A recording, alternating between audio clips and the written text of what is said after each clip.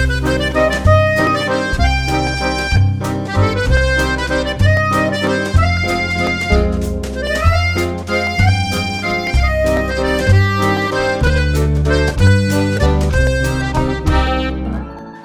the Maserati! It's me being weird for the day. What's going on, YouTube? I hope you guys are doing fantastical today and all is well in your side of the world. And this video is about self-centered and egotistical people because I feel like we deal with that a lot in our world, and especially these days, like with the way our society is going. And I wrote a blog about that. I don't know if you guys ever follow my blog, but I have a blog spot thing, and it's Essie Harris 11. I usually post that on my Facebook fan page for the Essie Harris 11 like YouTube channel on there. You guys are welcome to read that too. So sometimes we encounter situations where people are selfish, and sometimes I think we get angry or frustrated because I guess we're not able to understand where they're coming from or why they're being selfish. And it's really not like they're trying to, it's just the state of mind that they're in. Basically, I like to think if we can raise awareness on this, that we can change that and be conscious of it ourselves, but then also help other people not be selfish in their own ways. But you can tell if somebody's selfish by their actions and their thought process. So typically they have a hard time with or even lack the ability of giving openly. Like they just can't do it, or they have a really hard time doing it. Typically they'll think of how this giving will affect them first, like me first, you know, in their mindset, what they can get in return and so on. After giving, they might feel empty or needing to be rewarded or praised or filled back up again. And so giving without expectations is not something that they encompass, basically. They feel they never have enough, no matter what facet of life we're talking about. So like work, relationships, family, finances, health, just like basically nothing is good enough or as fulfilling as they feel like they deserve or want it to be or whatever. And so I include quotes on my blog, and this one was interesting, but the emptiest people on this planet are usually the ones fullest of themselves. This line of thought, they think of themselves first and can turn just about any situation into about them. Yeah. I've seen it happen with someone's death or funeral, like a very, very distant like acquaintance is like, oh, we were best friends, I am hurting so much. And you're like, no, you weren't. So it's kind of confusing, but new relationships, even a job promotion, pretty much any other life events, they somehow can like manipulate and turn into about them. People who are selfish, I think, exist in like a lower level energy plane or field or whatever you want to talk about or refer to it as. And typically they're less evolved souls.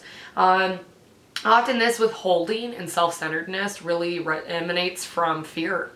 And almost anything in troubles that we see in life really is perpetuated by fear, which is opposite of love.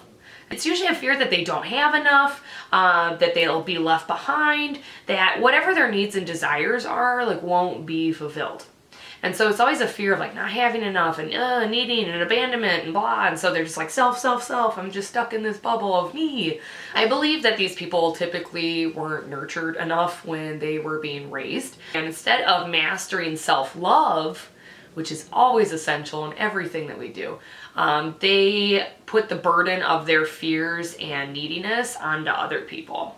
So instead of fixing themselves and maybe they didn't receive enough love growing up or whatever, but instead of, accepting that and then working on themselves, they still are like pulling from others and then dumping their problems onto other people. And basically, consequently, they project themselves as selfish. And it's basically just an excessive concern with their own needs and self-fulfillment through others rather than through themselves. And they constantly look to others to nurture them or provide for them. So this can even turn into what some people refer to as like psychic vampires, but basically where you get your energy and health and happiness or whatever sucked out of you by this other person because they're so needy and constantly like, But people find them to be depressing, negative, tiring, like you actually are tired around these people, similar to a black hole. And instead of radiating love and happiness outwards to other people, their energy is like a pulling. And it's like a sucking and like external to internal motion, if that makes sense, which is very much so like a black hole. It's a vacuum type of motion that moves from outside of themselves to inside of themselves.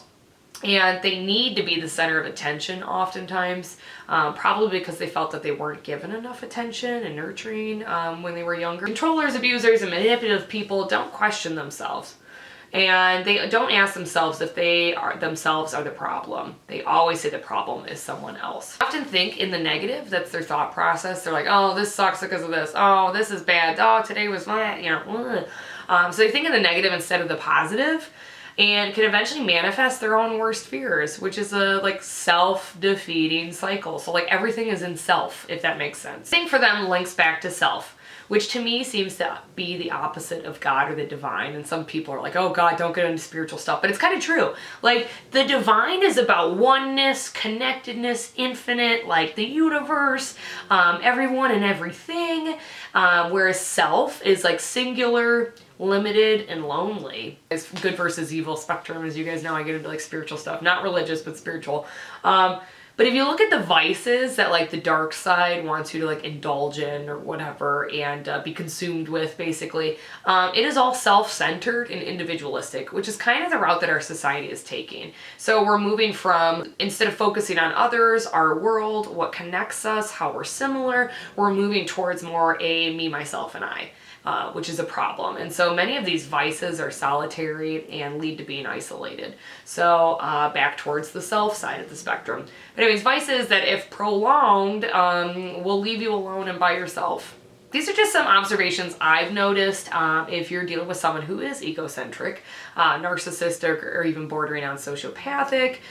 Realize that they're stuck in self mode and that they are unable to see the bigger picture due to fear. So that's all for now, YouTube. I hope you guys are doing great. Yeah, and if you're trying to get out of being self-centered, just shift your focus onto other people. Appreciation, gratitude, and focus on how you can help and love others. And honestly, it's so fulfilling when you can give to others without expecting to receive. So, all right, YouTube, I love you much. Bye-bye.